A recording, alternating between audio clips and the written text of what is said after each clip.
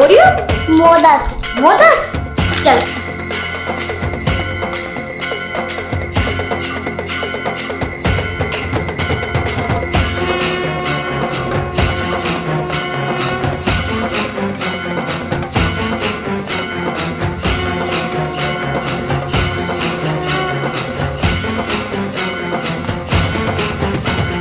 घालील लोटांगण वंदीन चरण डोळ्यान पाहिन रूप तुझे प्रेमे अलंगिन आनंदे पूजन भावे वाळीन म्हणे नामा त्वमेव माता पिता त्वमेव